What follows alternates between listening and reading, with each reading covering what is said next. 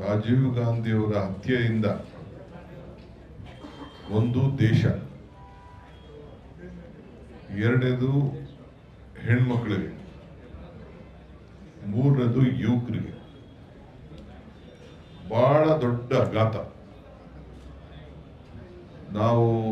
ನಾನು ಚನ್ನಪಟ್ಟಣದಿಂದ ಅವ್ರ ಜೊತೆ ಬರ್ತಾ ಇದ್ದೆ. ರಾಮನಗರದಲ್ಲಿ ಚನ್ನಪಟ್ಟಣದಲ್ಲಿ ಕೋಮು ಗಲಭೆ ಆಗಿತ್ತು, ಅದನ್ನು ನೋಡಬೇಕು ಅಂತ ಅವ್ರು ಬಂದಿದ್ರು. ಸೊ ಅವರು ಸ್ವಾಗತ ಭಾಷಣ ಆದಮೇಲೆ ಸುಮ್ಮನೆ ನನ್ನ ಕಾರ್ ಕುಂಡಿಸ್ಕೊಂಡು ಅವ್ರಂಗೆ ಅವ್ರು ಕರೆದುಬಿಟ್ಟು ಕಾರ್ ಕುಂಡಿಸ್ಕೊಂಡು ನಾನು ಸಾತಾಲಿ ಖಾನು ಚಂದ್ರಶೇಖರ್ ಮೂರ್ತಿ 3 ಜನ ಸ್ಟೇಜ್ ಮೇಲೆ ಇದ್ದವು. ಸ್ಟೇಜ್ ಮೇಲೆ ಇದ್ದಾಗ ನನ್ನ ಕೆಳಗಡೆ ಬಂದು ಹೊರಡ್ಬೇಕಾದ್ರೆ ನೀನು ಕೂತ್ಕೋ ಅಂತ ಕುಂಡಿಸ್ಕೊಂಡು ಬೆಂಗಳೂರಿಗೂ ಕುಮಾರ ಕೃಪಾ ಗೆಸ್ಟ್ ಹೌಸ್ವರೆಗೂ ನಾನು ಕರ್ಕೊಂಡು ಬಂದರು. ಬರ್ಬೇಕಾದ್ರೆ ನನ್ನ ಹತ್ರ ಮಾತಾಡ್ಕೊಂಡು ಬಂದರು, ಏನಿದು ಏನು ಪರಿಸ್ಥಿತಿ ಅಂತ. ಆಗ ಇದಕ್ಕೆ ದಾವಣಗೆರೆಗೆ ಹೋಗಿ ಹೆಲಿಕಾಪ್ಟರ್ಗೆ ಡೀಸೆಲ್ ಇಲ್ಲ, ಪೆಟ್ರೋಲ್ ಇಲ್ಲ ಅಂತ ಕೊಟ್ಟಿರಲಿಲ್ಲ.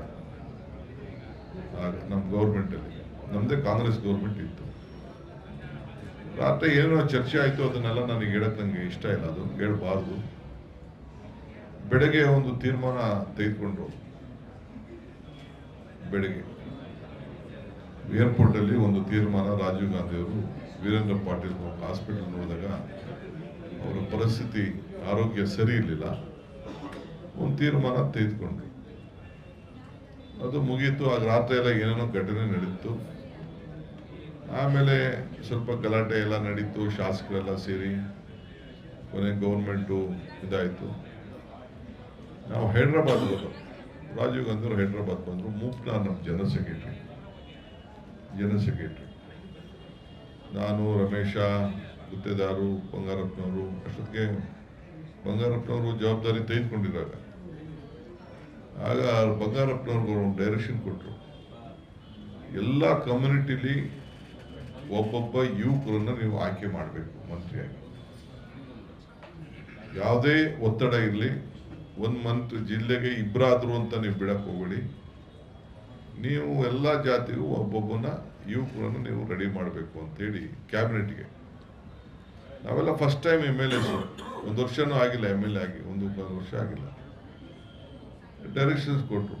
ಪಾಪ ರಾಜ ಅಮರೇಶ್ ನಾಯ್ಕು, ನಾನು, ನಾಡಗೌಡರು, ನಜೀರು, ಅಷ್ಟೊತ್ತಿಗೆ ಜಾರ್ಜ್ ಮಂತ್ರಿ ಇದ್ರು, ರಮೇಶ, ಹಿಂಗೆಲ್ಲರೂ ಕೂಡ ಆವತ್ತಿನ ಕಾಲದಲ್ಲಿ ಎಲ್ಲ ಕಮ್ಯುನಿಟಿಲಿ ಒಬ್ಬೊಬ್ಬರು ಒಂದು ಅವಕಾಶ ಆ ಸಂದರ್ಭದಲ್ಲಿ ಸಿಕ್ಕಿ ನಾವೆಲ್ಲ ಮಂತ್ರಿ ಆದವು. ಹಂಗೆ ಲೋಕಲ್ ಬಾಡಿ ಎಲೆಕ್ಷನ್ಸಲ್ಲೂ ಕೂಡ ಈ ಜಿಲ್ಲಾ ಪಂಚಾಯತಿ, ತಾಲೂಕ್ ಪಂಚಾಯತಿ ಬಗ್ಗೆ ಒಂದು ದೊಡ್ಡ 73-74 ತಿದ್ದುಪಡಿ ತಂದಾಗ ಹೆಣ್ಮಕ್ಳಿಗೆ ಇವತ್ತು 50% ರಿಸರ್ವೇಷನ್ ಆಗಿ ನಾಯಕರನ್ನಾಗಿ ಬೆಳೆಸ್ತಾ ಇದ್ದಾರೆ ಅಂತಂದ್ರೆ ಇದು ರಾಜೀವ್ ಗಾಂಧಿಯವರ ಚಿಂತನೆ. ವೋಟ್ ಬಿಡಿ, ವೋಟದ ಬಗ್ಗೆ ಒಂದು ದೊಡ್ಡ ಇತಿಹಾಸ ಇದೆ. 18 ವರ್ಷ ವೋಟದ ಬಗ್ಗೆ ನಾನು ಹಿಂದೆ 2-3 ಭಾಷಣದಲ್ಲಿ ನಾನು ಹೇಳಿದ್ದೇನೆ. ಅವರು ಮಾತಾಡೋದು, ಅಸೆಂಬ್ಲಿಯಲ್ಲಿ ಪಾರ್ಲಿಮೆಂಟಲ್ಲಿ ಮಾತಾಡೋದು ಮಾತು, ಇವೆಲ್ಲ ಕೂಡ